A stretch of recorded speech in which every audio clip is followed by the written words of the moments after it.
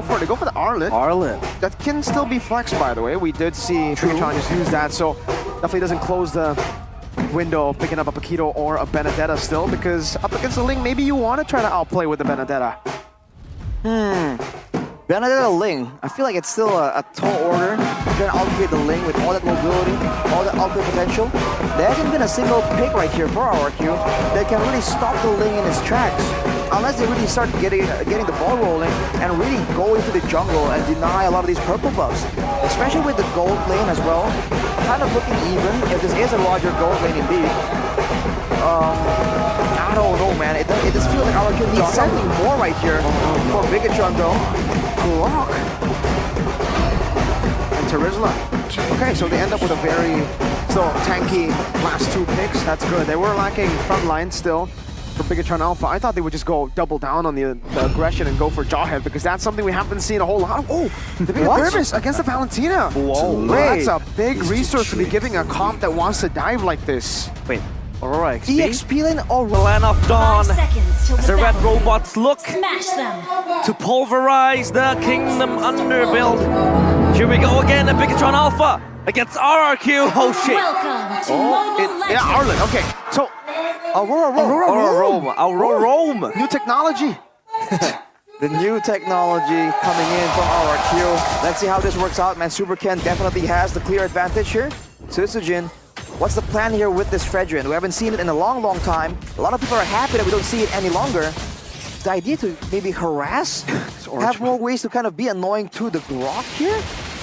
Or is the idea to help with the clear? There's so many unknowns with this combination right here, but not a good look so far, but we'll have to wait and see. Key, not having a great time denying the jungle either though, so as of right now, I gotta say, it seems pretty even. Look at Moreno. Definitely looking for a chance to make a play. The man is absolutely active on the map. Yeah, we can't deny that this Aurora does have that damage, that potential to just poke down the players of Bigetron Alpha, so this might supplement the rotations coming in, the clashes that's gonna happen, the skirmishes, all in the hands of Edok, and you also have that kind of extra CC to layer around Iman under pressure, but he's gonna be fine. He shadows him from behind, so yeah, already the early pressure coming from Rrq with this Aurora in the hands of Edok. Superkin that was able to get that EXP crab, I believe. I think this is a strategy for Rrq. Since you're playing as a roaming squad, make sure that the tanky member is the jungler instead, and now you can use the roamer as a poke machine, as a utility machine. They can stay in the back and be a bit more safe. Skylar though, 1v2. Trying to go for it, now still in the human form. Goes in Lycan form, gonna dodge away, now Skylar unable to escape still. Superkin picks up all the blades, but Edok is gonna go for the chase right now. Superkin might be traded away, but he has the Finch poise. Can Edok get him in range? Defiant blade, Superkin is out, he's right there, pops in the barrier, Edok flickering forward, finding the kill back, and that's a good trade over. Moreno forcing a Purify in, stealing away the Frigid Glacier, and over to the Turtle they go. Susujin claims it. Who's it worth for? I think it's still worth it for... Look at the Turret Gold. Oh, I don't know, man. Yeah, the Turret Gold being the big factor there, I feel like it still might be worth it for Bigetron. They just use so much time to try and catch Supercan. It's only gonna get even worse. Oh, look at that. No Purify earlier, big power danger, penalty zone from Luke. Tyron! An amazing response, this time not staying in lane, rotating and reacting to Luke's maneuvers. They rotate, and Dyron with the huge counter play. That was set up for success by Moreno with the stolen Glacier. But Rrq, their saving grace was Dyron with the final slash, sealing the fate of Bigetron Alpha in that little fight.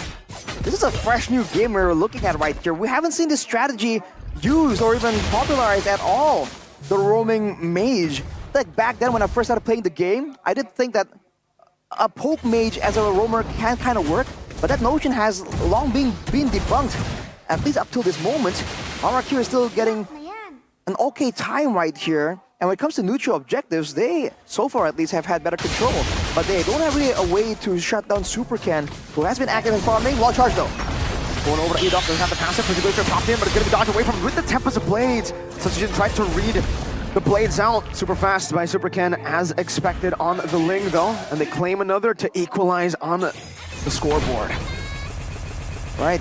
Iman with the recalls. Skylar not obliging as of right now. See Susujin trying his best to try and make some plays happen. Moreno though with the NetherRealm. So many big ultimates available right here. It's a fresh approach we haven't seen, right? Just give him too many ultimates to use effectively. Because Luke and Dyron though having a duel right here. Final slash. Dyron might be able to get the solo kill here. Super Luke recalls and actually calls the bluff of that full initiation from Dyron. Yeah, so strong from Super Luke. He's able to survive still. You can take a look at Bigetron Alpha. I mean, the layering of CC, so as the siege potential coming from Rrq is easily avoidable with the mobilization that they have. I mean, Super Ken is kind of quick with the Finch Poise. And now this time around the turtle in the hands of Rrq. Bigetron Alpha looking to call the respawn. Final slash over, Super Ken still with the Temple Blades, still going for it, wins out the retreat battles at the penalty zone into the wild charge. Good another round to escape with the Frigid Glacier to disengage. Edok. Swinging a hammer still, Liu Qi with the power of nature, just trying to scout in, down with the vengeance. Now with Moreno still in the back line, trying to look for another realm opportunity to turn this fight around. Qi with the flicker out, Dyron with the execute, so Turtle over for that kill, but it's only on to Qi, and meanwhile, Emon's doing a whole lot of damage, making Skylar lose out a whole wave up top. Maybe haven't seen the full potential right here. Dyron 1v1 with Super Ken. Whoa, going in, that's a whole lot of damage. Super Ken might have to respect this, man. And they're gonna go for it. Ken still, Finch poised with the retreat into the minions, and Mon in the 1v3, what?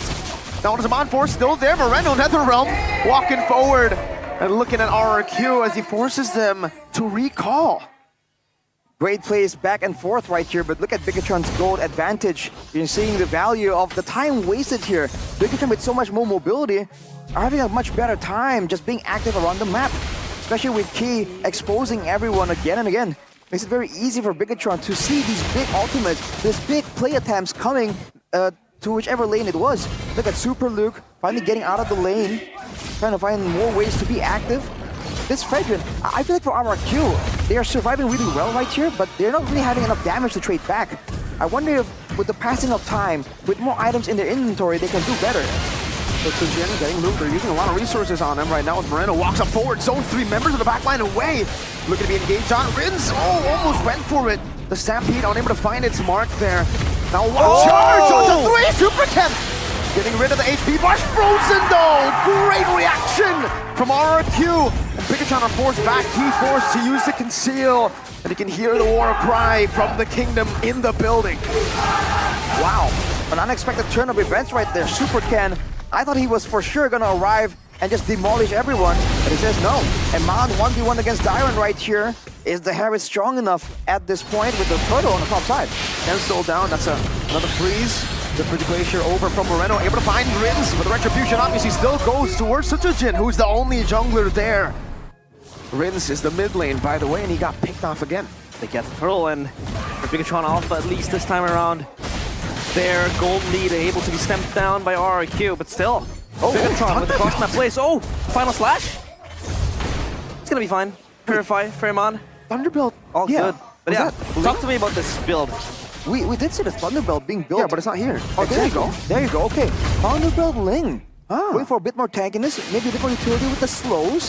Definitely a different approach we haven't seen in a while. And Dyron is still going with the regen-based attempt. Look at this play though, going on Super Luke.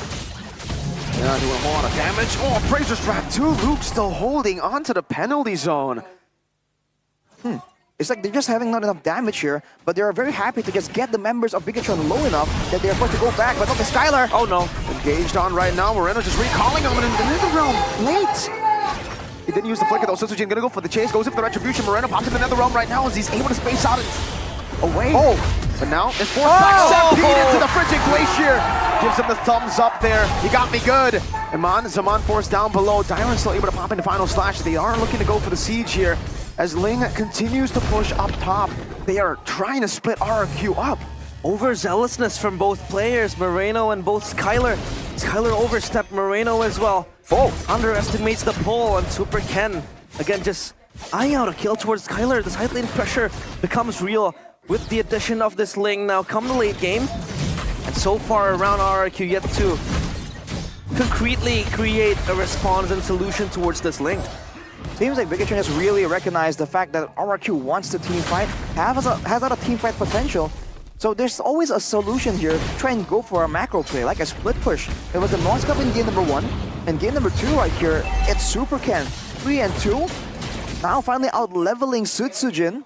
But with the next one being a Lord, even for Rrq, it's going to be difficult to try and use this Lord to maybe pressure our Bigetron. Oh! Tyron, what a play! The wild charge a bit late. Luke goes over the penalty zone, but dies instead. That's a break situation from the side of Edok. Again, Emasa in the midst of it all, caught on a lot of the damage. Still able to escape somehow. They lose Moreno and Luke, though, and that is a big turning point for the Kingdom. Interesting. Super King is still available, though concealed by Key to try and find something right here. Dairon has his eyes on Super Ken, a level ahead of Sutsujin, by the way, so the steal is absolutely possible. Can Rrq zone him off well enough to get this Lord? Sutsujin's still on it. Super Ken's finding ways to actually get in there. Rrq needs to go for him. Fine Blade into the midst of it all right now. With the top of the blades, they're going to try to go for it. Sutsujin as reliable as ever. Wow. Wins out the retreat. Oh, Moreno decides to walk up the throw.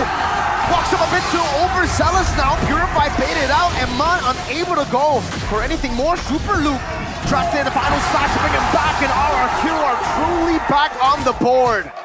Questionable plays blended with good response coming from Rrq. They were stalling that Lord take. They were waiting for Super Ken to jump in to continue that, and Moreno just oversteps. That was questionable from him. You see the grim reminder of what the utility jungle is like. You can stand there for as long as you want. Look at Super Ken though. Well charged, good plays the strat. Actually hitting on the Super Ken. From Sutsujin locks him down! And Dairon executes him. Moreno stealing away the appraiser's wrath once again. Able to find a taunt onto Dairon. They're stuck there right now, but look at the waves. They cannot afford to look for the fight right now. The mid lane pushing in. Up top as well, this time no Ken. Ritten's walking up, the Holy Defense proc in the mid lane. They still have a Lord up top and a wave down below. And look at that gold lead now, fully on Rrq. There are two mages on the side of Rrq though, so the siege in theory can go their way very heavily. Super Ken is up in 1 second. Are they gonna try and risk it? Holy Defense again, Key, Chunk. Moreno in the mid lane trying to go for the clear right now. Gets 4 max covered by penalty zone in the wild charge, but it doesn't connect out to all of the members. The barrier. Great response, Dairon! Final slash to bring him back all the way. Luke's still able to survive for a bit, but Skylar takes him out. Ken's trying to look for the cut, and he does go into the mid lane, but will this be enough to save the game? The bottom lane wave going to be managed by Eman right now as Edok walks up forward. Eman going to go in with the Eman Force up against the world. Positive Purify, able to escape for a pass! Eman finding a play, getting the Roger, but Sutsujin cannot chase. Meanwhile, the purple buff of Rrq will be taken away by Super Ken as he looks to go for a possible flank. Waiting in the bush right now, Rins. No, NetherRealm. Super Ken hasn't come into plays. Will be going on to Edok, finding one, finding Super Ken finding a shutdown as Key walks up. Great wild charge. Super Ken able to escape. The vengeance still there from Dairon. Unable to find the stun and the reset. And Bigetron Alpha recover. Man, back and forth every single time. Both teams unwilling to admit defeat right here. Rrq has the turret advantage, but we already discussed the fact that Bigetron has a lot more ways to try and approach this game. The split push game is still available. The counter engage, we can see that. I think they're definitely going to learn from the previous fight. Look at Rins though. Always so squishy, so vulnerable in this situation. With Super Ken picking up the endless battle on top of the Thunderbelt, that's a lot of burst damage available, and he has pushed up the top lane. The base turret wasn't taken, so in 10 seconds, Rrq most likely will be forced to make a very tough decision. They can't match this push power. Not stopping anytime soon with the fight, but yeah, Bigetron Alpha, they do have that side lane pressure always ever existent with the idea of Super Ken just being sent up top, and he has that pinch poise to reposition as fast as possible. I think that long flank that he was able to create with 2 kills towards Rins and Edok was courtesy of him just running to the jungles of Rrq. So Rrq, they need to be wary of this play coming in from Super Ken. But Bigetron still, they kind of lack damage when just given the control coming in from Rrq, especially Sutsujin. Knowing the fact that Fredrin was the most picked hero last season, this time it just had made its debut this time around, so it had to make its debut for a reason. With 2 majors, there is a chance that Rrq can use the superior wave clear. But look at this, I think they're ready to let go of 1 tower to try and get a fight, but Bigetron are not biting on it. They don't care, they have the wave to just do that, so they can continue playing the long game. Look at the pathing from Skylar, man. He's forced to run through the base, through the safe zones as much as possible. Keep your eyes up on the Edok though. Oh, 1v1. Once going against Skyler, he has the tip of the blades, will be able to use it. Skyler, can he survive? Good nether realm, Super Ken. Now the Finch Boy, Skyler with the Lycan Pounce, trying to go for the chase. They bait it out. Another realm. Yes, just another realm right now. Dyron poked down. Moreno has his own nether realm that he stole away, and Super Ken will be able to get back to a good amount of HP. Yeah, that nether realm, of course, going to be very crucial in the next few seconds, especially this Lord now. Just hold Paid actor in Lord. place. Yeah, it's a paid actor having to skip that barrier from Super Key. So yeah, they extend, and this time Rrq can wait for the timers. And that timer is another realm coming in from Rins. But for Moreno, he also has that nether realm of his as well. Again, just blocking the pathway towards the Lord. You shall not pass. Don't pass. Gandalf Key. And Bigetron can do this indefinitely, man. There is no reason why they can't keep going for it. By all means, though, Rrq can focus more on the clearing and more on dealing with Super Ken, because the Lord right now isn't as easily cleared. And that might be the intention here by sending Dyron top side. Look at the response from the team. Everyone's just playing this so disciplined. They know at this 15-minute mark the death timers are long. Sutsujin, though, Actually walks up there. Does a bit of damage. I think it was Edok and Rins together too, but so annoying. The sling always just up top, clearing, shoving, forcing Rrq to be constantly a man down. Running neutral objectives. Look at up top though. Dyron jumping forward. Finch poise as usual from Ken. Not only does he's able to create that extra pressure up top and create a segue play, but he's always able to draw Skyler towards him. So that creates a fair bit of 4v4 down bottom. But then again, in talking about mobility, Super Ken is always fast with that Finch poise to reposition and rejoin that fight. So Rrq, a man down means that Bigetron can just corral them into a disadvantaged position. Rrq's going to go to the purple buff. Exactly, go where you think he's going to be, not where he's going to. Sutsujin reads the purple buff situation. Now Rrq can force a fight. That's going all alone. Another roam still there for Rins though, while Charge connecting. It only lands on one. Emon on the back line though, dealing a lot of damage on the timer. And Super Loop doing the same as well. Sutsujin might use a Retri here, and he gets it. The Retribution used up, but Super Ken, now with the Retri advantage, actually starts up the Lord. We want to go for it. Was that enough for Rrq to win a fight? The call there from Super Ken trying to force the Lord. There they go with the exchange. Sutsujin already very low. Doesn't have the Retribution. There's a good realm there to save them, but it's another realm now responded over with as well. Zaman still on his Zaman Force, dashing back and forth. Super Luke taken down. The push stampede over. Key is next in the chopping block. Super Ken still no purple buff. Retribution up in 8 seconds. They can't go for it. Ken with the big push, canceled out, finding Dyron. But that's about it. That's all he can find. Moreno frozen and taken out. Now it's just Emon. Who was there in the bush?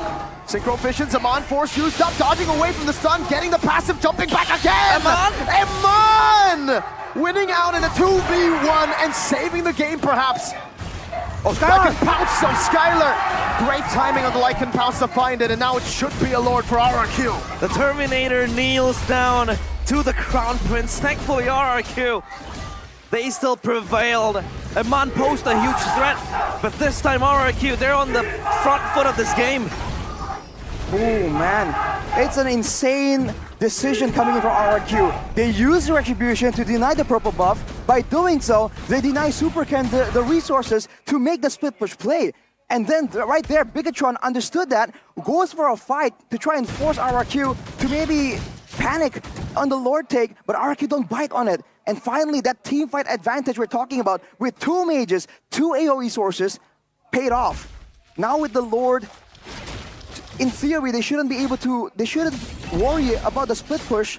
They should be able to force Bigetron to a 5v5 where they have an advantage. Bigetron are the ones who have to try and play a mind game right here. Whoa. Super Ken, it's so scary. He has the Finch poise, but Sutsujin is going towards him. Yeah, he used the Finch poise already. Sutsujin actually winning out of the 1v1, forcing the Retribution, and Super Ken does a bit of damage again. He's actually able to split Siege up. There's a big Lord though in the mid lane, and Super Luke's gonna be frozen away. Brought back with a final slash and taken out. Great pickoff now. Super Ken might have to just recall and join the team.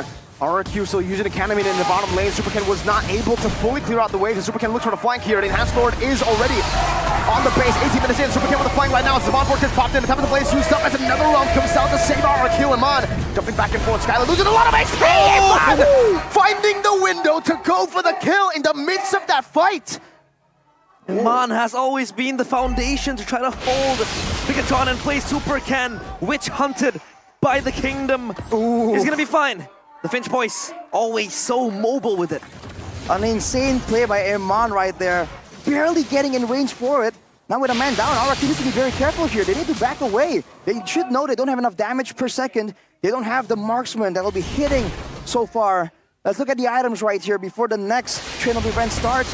Has claws for Superken. He has sustain right here. In a duel against Sutsujin, I don't think it's clear that he's going to be losing. He might be able to come out on top right there. With the Malefic Roar as well as the Berserker's Fury. Way too much damage.